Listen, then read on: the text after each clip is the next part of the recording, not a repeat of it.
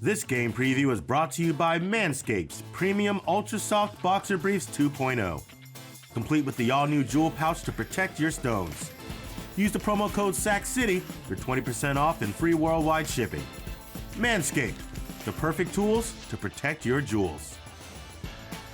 Next game on the list, it's the Atlanta Falcons traveling to Seattle to take on the Seahawks. Seahawks 2-point favorites in this game with an over-under of 42 points here. The Falcons last week had a good week. I mean, it wasn't a terrible week for the Atlanta Falcons, especially because they got bumped up a spot in our power rankings. If you missed that episode, go check it out now on YouTube. But the Falcons were able to keep it close against the Los Angeles Rams late in that game. They fell short, but they're improving week by week, and that's what you want to see from a young team like this. They take on the Seattle Seahawks, who got the first win against Denver and then lost last week to San Francisco 49ers. Two teams, both rebuilding.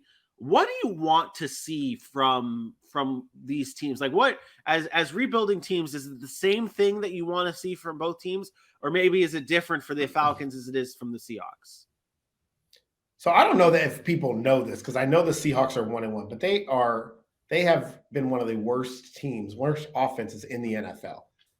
Like, they haven't scored in a game and a half. They haven't scored since the first half of that Denver game on the offense. 0 points. Not a field goal, not a hey, let's get lucky. No, they haven't scored at all since the first half of that Denver game, and that's a problem for me. Like, that they have not been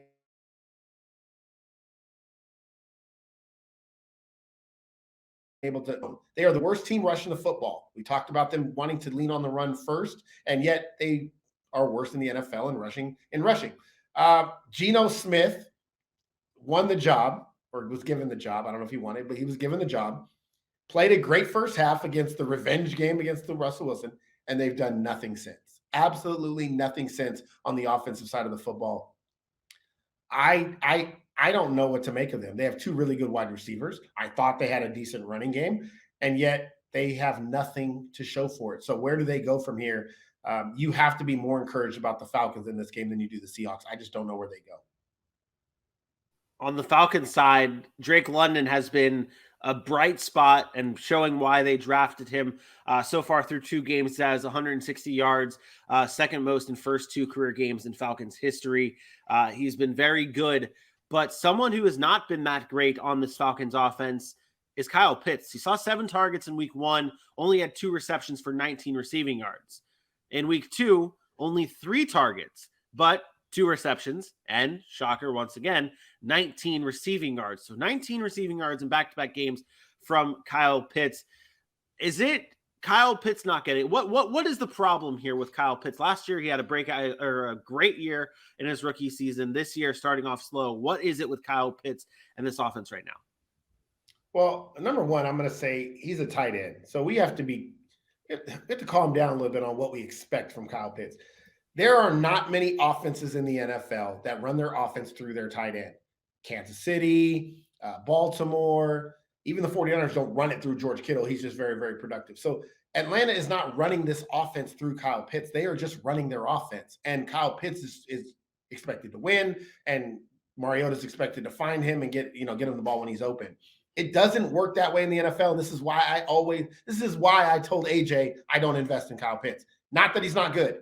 You put him with a coach that's going to do what he needs to do, he will have great yardage, great numbers, but the impact on a game for a tight end in the receiving game is different. And right now they are just running their offense. And when he's open, he's open. And when he's not going to him. They are not force feeding him the ball. They are not putting him in spots where he's the main target or scheming him to get open. And Arthur Smith came out and said, I'm not worried about his production. I'm worried about winning. And that tells me that they're not focused on getting him the football. Now, would they like to get it to him more? Sure. But they're not designing that offense to run through him. This is not Travis Kelce. This is not Mark Andrews. Those offenses are designed to run through those guys. It's a big difference.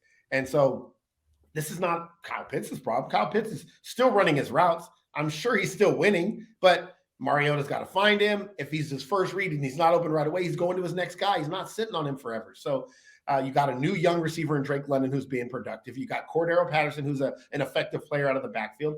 He's got a decent amount of guys he can get the ball to. He's not just zoning in on Kyle Pitts. And I think that's why his production is low, but I also think that's why the Atlanta Falcons are playing better. Like you could just try to get the ball to Kyle Pitts, but are you going to be able to win or give yourself an opportunity to win? I don't know that that's true. So I'm okay with it as long as it's not coming at the detriment of the team. And so, yes, you want to find ways to get him more involved, especially in the red zone. I think they need to use him more.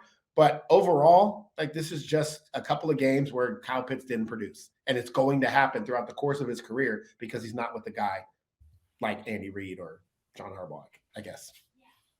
Fair enough. This game is tough for me just because both these teams I feel like both these teams are fairly on the same level. You look at our power rankings, they are almost back to back in our power rankings. Who do you have in this game? Before I get to that, I do want to address this because I think that's an important point. That's my point. They shouldn't have spent the top 5 pick on him. But guess what? TJ Hawkinson was a top pick too. And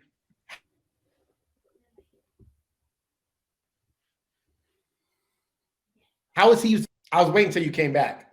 Okay. TJ Hawkinson was a top pick, and he's not used that way either. And we aren't asking about him. Like, it's the same thing because they have a bunch of other guys, and they just run their offense. You don't design your offense through a tight end. That is kind of the most important point. Only a few teams do that. I will take Seattle in this game, though. I have a feeling the crowd's going to be involved, and they're at home. Yeah, 2 bad teams. I'm gonna lean Seattle. I will take them 20-17. Yeah, I'm going Seattle as well, 19-17. AJ, of course, has the Falcons 28-23. I want to change. Dylan has the Seahawks as well. I still have the Seahawks winning. Let me change that score, 26-24 Seahawks, just because I do think the offense for the Falcons has been clicking a little bit more, and I want to give them the credit that they deserve. But I still think that like you said, it's the home being at home for Seattle, I think matters in this game. But if Seattle does lose, and we have a few comments in here talking about Drew Lock, if Seattle loses, are we starting to talk about Drew Lock a little bit more? Sure. Do they need to go to Drew Lock if they lose? I told you Drew Lock should have started the season. I know what Geno Smith is. I'm not saying he's terrible, but this is Geno. Like, I know what Geno is. I've seen Geno Smith a number of years. We've seen Drew Lock too, but I think we've seen Geno Smith on multiple teams now, the Jets and now here in Seattle, and we know what he is. Drew Lock has not played for Seattle yet. As